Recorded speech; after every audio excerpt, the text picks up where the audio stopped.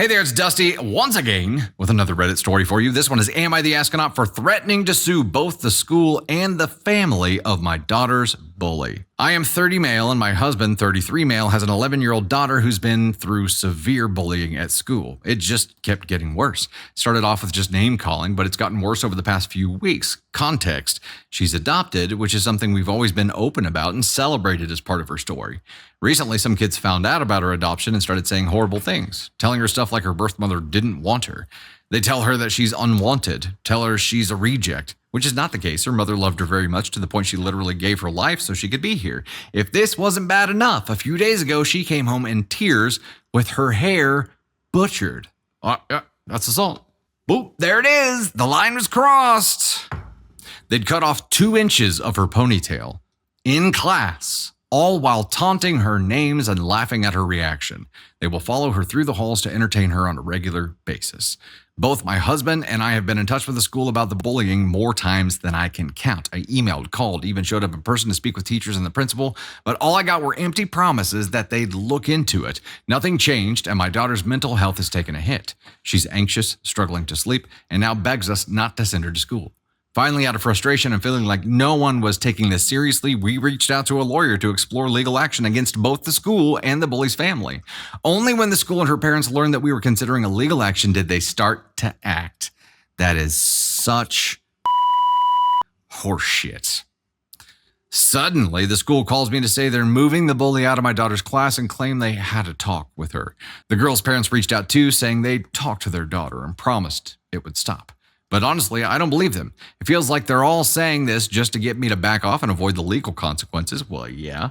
I worry that once the dust settles, things will go right back to how they were, and my daughter will still be dealing with this. My family thinks I should give the school and parents a chance now that they're finally taking action, but I feel like it's all for show. So, am I the astronaut for moving forward with legal action, even though the school and the bully's parents now claim they're handling it? No. Nope, 100% no, and here's why. You're right that this is all for show, and you've scared them into finally taking action now that they know this lawsuit is coming down the pipeline, but how many chances did they have to fix it before and didn't? That's the first point. The second point here is because they didn't act, even though this scary situation had been reported to them multiple times, the precedent was set that they will handle the next kid like this too. And guess what? The next kid might not be alive to tell the tale. The too late for the next kid may be too far too late.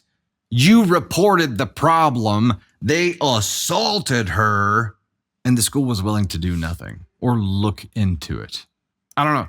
Maybe it's just me, but as a parent, after the first time I said something to the school, they said they'd look into it, and it happened again, I'm not going back to the school. I'm going to school board. I'm moving up the chain to create action because the person I asked to take action the first time didn't do it. Don't give me that person again. I need to talk to that person's boss.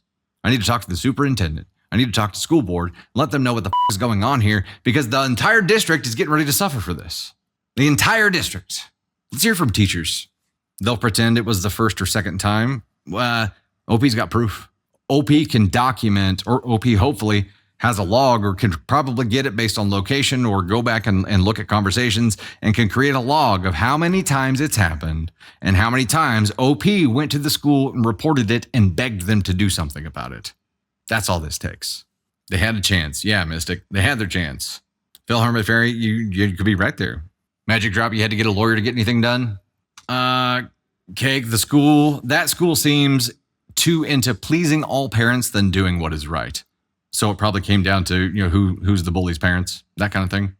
So yeah, if the school board conversation didn't work for me, DESE would be the second, or not second, it'd be the third step. Escalate, escalate, escalate. Now, your attorney's going to do that for you. Everybody's getting involved now. They had their chance to fix it. They didn't, and this is what happened. It could have been way worse, and that's the point. They had no problem using scissors to cut off her freaking hair in class while taunting her. What's the next thing? And also, what if one of them was just feeling extra spicy that day and it wasn't the hair? What if it was something else that they physically harmed? It doesn't matter. They allowed this to happen inside of school with prior knowledge that there was likelihood of this kind of thing happening and did nothing. They are 100% liable. I'm not a lawyer, but if I was sitting on this jury, I'd be like, yeah, pay up, school. Now, the bully's parents, that becomes a different conversation, right? Because as a parent, you're liable for what your child does, right? While they're a minor under your care. But as a parent of the bully, yes, obviously you have a lot to unpack there. And maybe this is the first time they're hearing that their kid is a shit stick and bullying people in school. I doubt it, but maybe. They've got their own fish to fry there. They've got their own troubles to go through there. But if that bully's parent, well, a bully's a bully for a reason, right? So it probably comes from home problems that started all of this in the first place. They're probably acting out because of shit that's going on at home.